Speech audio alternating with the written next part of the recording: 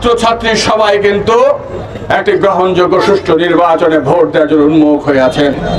৪৭ বছর বয়সে জাতীয়তাবাদী যুবদল বাংলাদেশের কোটি কোটি যুবকের একমাত্র আশা এবং ভরসার ঠিকানায় পরিণত হয়েছে। মনোহরদী উপজেলা যুবদল আয়োজিত আজকের এই র্যালির উদ্বোধনী অনুষ্ঠানের সম্মানিত সভাপতি, মনোহরদী উপজেলা যুবদলের আহ্বায়ক বাইজিদ আমাদের মাঝে উপস্থিত আছেন। নরসিংদী জেলা বিএনপির সম্মানিত উপদেষ্টা, মনোহরদী উপজেলা বিএনপির সাবেক সাধারণ সম্পাদক, সাবেক সফল মেয়র, জননন্দিত জননেতা জনাব ডাক্তার আব্দুল খালেক আমাদের মাঝে উপস্থিত আছেন। জাতীয়তাবাদী যুবদলের সাবেক সভাপতি, মনোহরদী উপজেলা বিএনপির সংগ্রামী যুগ্ম আহ্বায়ক, সাবেক পিপি মাহমুদুল হক। সময়ের স্বল্পতার কারণে সিনিয়র নেতৃবৃন্দ সহ যুবদলের অনেককে বক্তব্য দেওয়া সম্ভব হয় নাই। অনেকের নামও হয়তো সময়ের কারণে সেইভাবে বলা সম্ভব হয় নাই। আপনারা সবাই, অনেক গরম, আমরা র্যালি করব, এই গরমের মধ্যে লম্বা সময় দাঁড়ানো খুব কঠিন। এই জন্য আপনারা, এই যে আপনাদের নাম বলা যায় নাই বা আপনাদেরকে বক্তব্য দেওয়ার সুযোগ দেওয়া যায় নাই, এই জন্য আপনারা বিষয়টি ক্ষমা সুন্দর দৃষ্টিতে দেখবেন।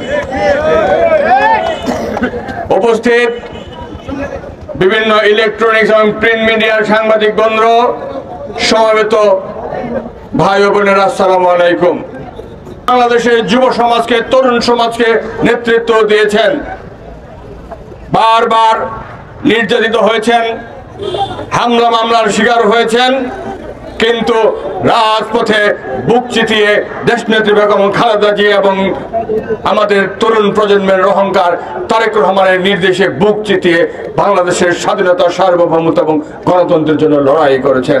৪৭ বছর বয়সে জাতীয়তাবাদী যুবদল বাংলাদেশের কোটি কোটি যুবকের আমরা শ্রদ্ধা করে স্মরণ করছি আমাদের প্রতিষ্ঠাতা, বাংলাদেশের 18 কোটি মানুষের আদর্শের জায়গা, যিনি আমাদেরকে একটি স্বতন্ত্র জাতীয় সত্তার পরিচয় দিয়েছেন।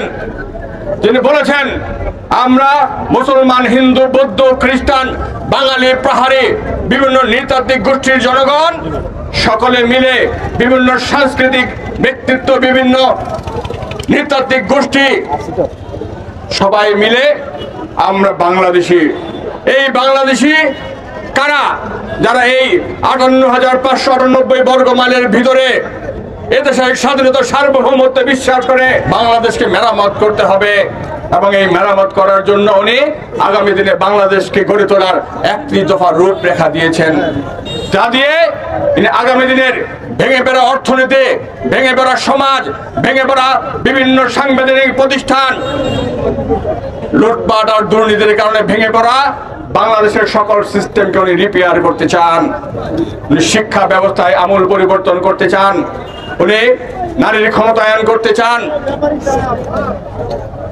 মিছিলগুলি সাজাও কিন্তু তোমরা, এবং সেই লক্ষ্যেই এই 31 দফা রূপরেখা, যিনি সুদূর লন্ডনে বসে বিশেষজ্ঞদের পরামর্শ নিয়ে সমমনা সকল দলকে সাথে নিয়ে এই 31 দফা রূপরেখা দিয়েছেন আগামী দিনে বাংলাদেশকে তৈরি করার জন্য। এই 31 দফা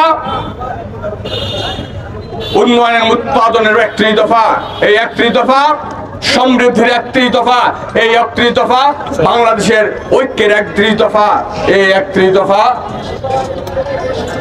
সবার আগে বাংলাদেশের 31 দফা। এই 31 দফার লক্ষ্য নিয়ে আমরা এগিয়ে চলেছি। আজকে আমাদের এই কাঙ্ক্ষিত নির্বাচন, যেটি গত 3টি নির্বাচনে বাংলাদেশের মানুষ ভোট দিতে পারে নাই, বাংলাদেশের মানুষ তাদের কথা বলার অধিকার হারিয়েছিল, আন্দোলনের মধ্য দিয়ে যে পরিবেশ তৈরি হয়েছে, সেই নির্বাচনের পটভূমি কিন্তু প্রস্তুত হয়ে গিয়েছে। বাংলাদেশের মানুষ, বাংলাদেশের জনগণ,